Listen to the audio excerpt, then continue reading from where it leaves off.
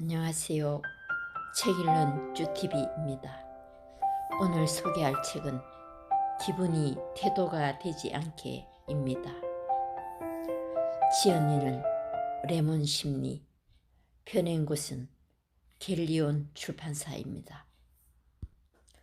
레몬 심리는 중국의 대표적인 심리 상담 플랫폼으로 전문가에게 손쉽게 상담을 받을 수 있는 창구로 유명해졌습니다. 이 책은 감정 관리를 돕는 책입니다. 지금부터 책 속으로 들어가 보겠습니다. 이제 당신이 자신의 감정의 근원을 찾아가고 부정적인 감정을 제대로 해소할 수 있게 도와주고자 한다. 기분에 끌려다니지 않고 싶은 사람이든 남의 감정에 상처받고 싶지 않은 사람이든 감정의 노예로 살아가는 인생에 이미 지친 사람이든 이 책을 읽게 된 것을 환영한다.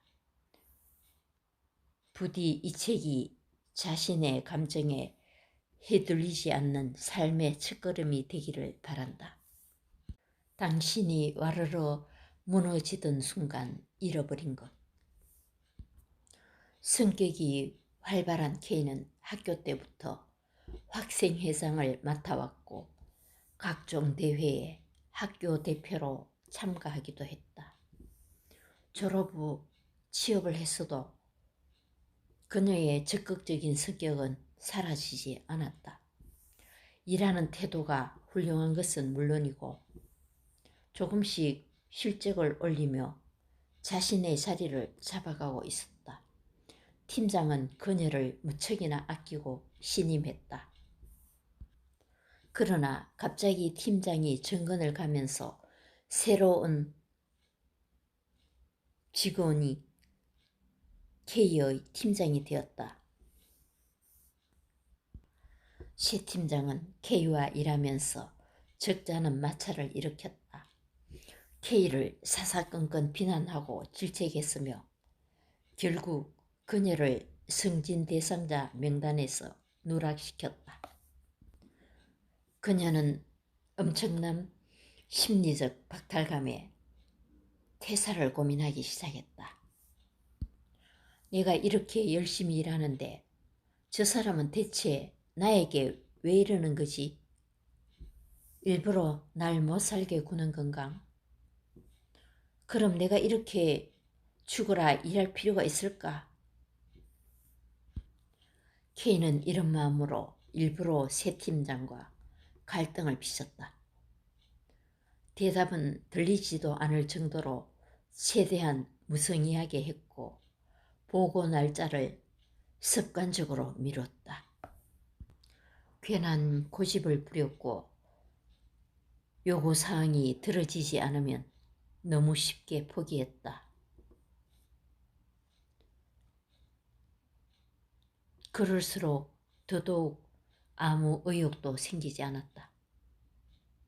K의 변화는 주변 사람들을 놀라게 했다. 왜 이렇게 사람이 변했을까? 사실은 모두 K의 자아 정체성에 문제가 생겼기 때문이다. 자아 정체성이란 개인이 자신의 경험을 바탕으로 내가 누구인가를 스스로 되돌아보는 것이다. 어려서부터 부모님과 선생님의 관심과 애정을 한 몸에 받으며 항상 모범적인 모습만 보이며 살았던 K는 애초에 진정한 자아 정체성을 확립하지 못했다. 자신이 믿고 있던 자신에 대한 확신은 자아 정체성이라기보다는 사회적 정체성에 더 가까웠다. 그녀가 이해한 나는 다른 사람이 평가한 자신의 모습이었다. 누군가가 자신을 칭찬해줘야만 K는 자신을 좋은 사람이라고 생각했다. 반대로 자신을 비난하는 말을 들으면 이내 자신을 의심하곤 했다. 자신을 새롭게 인식하려면 꼭 생각해 봐야 할 4가지 질문이 있다. 1. 나는 누구인가? 나의 본성은 어떤가? 2. 나는 어떤 사람이고 나의 장점은 무엇인가? 3. 나는 어떤 사람이 되고 싶은가? 나의 소망과 이상은 무엇인가? 4. 나는 어떤 사람이 되어야 하는가? 나의 도덕성과 가치관은 무엇인가? 자기 확신은 힘든 일을 겪을 때 가장 흐려진다. 나를 관찰해서 자아 정체성을 확립하는 일은 힘든 시기에 당신을 이끌어주는 힘이 될 것이다. 버럭 화내기 전에 생각해 봤나요?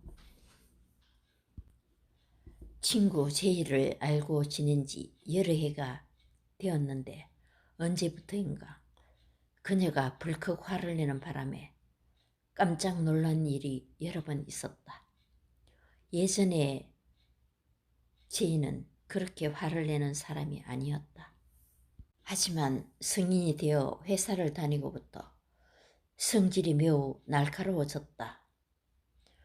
크든 작든 모든 일이 자기 뜻대로 되지 않으면 무조건 화부터 내고 봤다. 이로 인해 그녀 또한 고민이 많았다. 자기 뜻대로 되지 않는 일이 왜 이렇게 많은지, 왜 화를 참을 수 없는지 내게 묻곤 했다. 우리는 상대방이 내 말을 듣지 않는다고 화를 내고 일이 뜻대로 되지 않는다고 화를 낸다.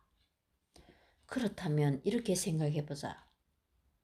왜 상대방이 당신의 말을 꼭 들어야 하는가?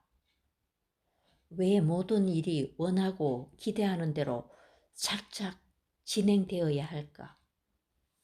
입장을 바꿔서 생각해 볼 필요가 있다. 모든 일이 뜻대로 되길 바라며 기대감을 가지고 있다면 그렇지 않을 가능성 또한 열어두어야 한다. 당신도 모든 일에 있어서 남의 말을 듣고 행동하지는 않을 것이다. 다른 사람에게도 이와 같은 자유가 있다. 사실 생각해보면 화낼 만한 일은 그리 많지 않다. 친구와 게임을 하다 져서 화가 나기 시작했다고 치자. 원래 게임에는 승자와 패자가 존재하기 마련이다. 당신이 화가 난 이유를 좀 더 자세히 짚어보자면 게임이 원하는 방향으로 흘러가지 않아서 화가 난 게 아니라 당신의 통제욕이 완전히 충족되지 않아서 화가 난 것이다. 상대방은 당신의 말을 듣기 위한 존재가 아니다. 인간은 독립된 기체로 존재하기 때문에 다른 사람의 의지력을 자신의 생각대로 하려고 해서는 안 된다. 통제욕을 버리면 모두가 편안해질 수 있다. 주변에 좋은 사람을 두어라. 자신과 잘 맞는 친구들과 모임을 만들어 생각과 감정을 교류하다 보면 좀 더 밝고 긍정적인 기운을 얻을 수 있다. 누군가의 부정적인 에너지가 자신의 영혼에 치명적인 영향을 미친다면 서서히 거리를 두고 멀어서라. 모든 사람은 자신이 좋아하는 사람들과 지내고 교제할 권리가 있다. 타인과의 관계에 있어서는 높은 기대감을 경계하라. 항상 객관적이고 이성적으로 접근하는 연습을 해야 한다. 상대방이 잘해주면 나 또한 상대방에게 진실한 선의로 보답해주면 된다. 반대로 상대방이 나에게 냉담하면 굳이 애써 상대방의 환심을 살 필요가 없다. 관계에서 계산기를 두드리라는 뜻이 아니다. 상대방을 제대로 대하는 방법을 배울 필요가 있다는 의미다. 사람에게 덜 기대할 것, 내가 준 만큼 똑같이 받으려고 욕심내지 않을 것. 이 두 가지가 인간관계에서 실망하지 않는 가장 단순하고 확실한 방법이다. 내가 아니면 누가 나를 챙겨줄까? 친구의 고민을 상담해 주다 보면 부모님의 기대에 너무 부담 갖지 말고 내가 하고 싶은 공부를 해. 남의 눈치 보지 말고 내가 입고 싶은 옷을 입어 라는 등의 조언을 해준다. 친구를 위해 하는 가치 판단에는 남의 시선이나 평가를 크게 고려하지 않는다. 하지만 이런 조언들을 자신에게 하기는 힘들다. 아무래도 남들이 나를 어떻게 생각할지를 걱정하지 않을 수 없다. 이제부터는 친구에게 해주는 조언을 나 자신에게 해보자. 그 조언이 나를 더 행복하게 만들어 줄 것이다. 마지막으로 친한 친구에게 하는 것처럼 나 자신을 위로해주고 기분을 풀어주자. 당신은 친구가 억울한 일을 당했다면 친구를 괴롭힌 사람을 찾아가 혼쭐을 내주거나 괴팍한 상사를 마구 욕하며 친구 곁을 지켜줄 것이다. 그런데 다른 사람은 잘 위로하면서 정작 자기 자신을 위로할 줄은 모른다. 마음이 힘이 들면 맛있는 음식을 먹거나 운동으로 땀을 빼면서 자신을 위로해보자. 나를 위로할 수 있는 방법은 결국 내가 가장 잘 찾아낼 수 있다. 나의 기분은 내가 잘 알아주어야 한다. 내가 아니면 누가 나를 챙기겠는가? 자세를 바꾸는 것만으로도 기분이 바뀐다. 자신감 넘치는 자세를 취하면 실제로 더 자신감을 느끼게 되고 웅크리고 다니던 몸을 곧게 펴는 것만으로도 마음속 엉어리가 작아진다. 강희실을 눈물바다로 만든 수업. 대만의 미학자 장쉬는 동료에게 대리 수업을 부탁받아 강의실에 들어갔다. 그는 학생들에게 조금 독특한 자기소개를 제안했다. 거울을 보며 자화상을 그린 다음 그림을 설명하며 소개를 하는 방식이었다. 그림 전공이 아닌 학생들은 그림에 영 솜씨가 없었지만 최선을 다해서 그림을 그리고 자신을 소개했다. 그리고 이 수업은 누구도 예상하지 못한 결과를 가져왔다. 자기소개가 끝난 강의실에서는 오랫동안 아무 소리도 들리지 않았다. 학생들은 조용히 자리에서 눈물을 흘리고 있었다. 나중에 한 학생이 장신을 찾아가 말했다.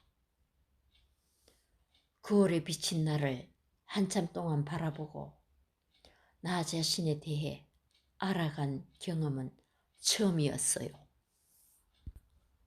이 학생의 한마디가 바로 장신이 의도한 자아상 수업의 목표였다. 학생들은 거울에 비친 자신의 모습을 그리면서 깊숙이 숨어있던 진짜 자신을 보았다. 지극히 평범한 얼굴도 생기 없는 눈빛도 어두운 표정도 자신의 모습이었다. 아무런 포장도 필터도 그치지 않는 정말 날것의 모습이었다. 화장을 하려고 거울을 보는 것도 아니었다. 모공이나 여드름의 크기를 살피는 것도 아니었다. 단순히 지금의 내 모습을 보는 것이었다. 그것만으로도 많은 학생들이 표현할 수 없는 여러 감정을 느낀 것이다. 우리가 지나온 세월, 생각과 가치관, 심리 상태의 모든 변화 하나하나가 얼굴에 흔적을 남긴다. 내가 원하는 모습이 무엇인지를 떠올려 보자. 나의 이상적인 모습을 닮아가려는 노력들은 결국 나를 그곳에 닿을 수 있도록 만들어 줄 것이다. 질투란 감정. 남의 행복을 지켜보는 것은 여간 힘든 일이 아니다. 질투하는 감정이라도 들면 엄청난 에너지를 소비하게 된다. 그뿐만 아니라 부정적인 감정을 쌓아두면서 정작 자신이 추구하는 중요한 가치를 소홀히 하게 된다. 질투는 자신에 대한 불신의 뿌리를 두고 있기 때문에 이를 인정하는 것도 쉬운 일은 아니다. 우리가 다른 사람을 시기하는 것은 자기 자신을 부정하는 것과 마찬가지다. 상대방이 뛰어나기 때문에 내가 못났다고 생각하고 이 생각은 상대방에게 내가 졌다는 결론으로 이어진다. 혼자서 경쟁 구도를 만들고 마음대로 승패를 가르는 것이다. 다시 말해서 질투심은 비교에서 나오는 감정이다. 우리는 어릴 때부터 누군가와 비교당하며 자랐다. 남과 나를 비교하는 태도는 우리를 앞으로 나아가게 하는 동기부여가 되기도 하지만 끊임없이 이어지면 마음을 항폐하게 만든다. 사실 더 확실한 동기부여 방법은 다른 사람과의 비교가 아니라 자기 자신과의 비교에서 이루어진다. 만약 비교를 통해 동기부여를 하고 싶다면 다른 사람이 아닌 자기 자신을 비교하자. 오늘의 자신이 어제의 자신보다 발전했다면 그것 또한 큰 희열이 된다. 기분이 나빠지면 폭식하는 이유. 감정적 허전함이 오랫동안 지속되면 우리는 배고픔과 공허함을 구분하지 못하게 된다. 이때 먹는 행위는 우리가 공허함을 느낄 때 무의식적으로 나타난다. 마음의 구멍을 음식으로 채우겠다는 가장 단순하고 직접적인 반응인 것이다. 심리적 배고픔은 음식으로 채워지지 않는다. 당장은 일상에 집중하는 방법이 가장 좋고 근본적으로는 자신을 위로하는 방법을 천천히 알아가는 것이 좋다. 그제서야 마음의 공허함이 비로소 채워질 것이다. 자신의 감정을 잘 알아차려서 내 인생의 주인으로 살아야 하겠습니다.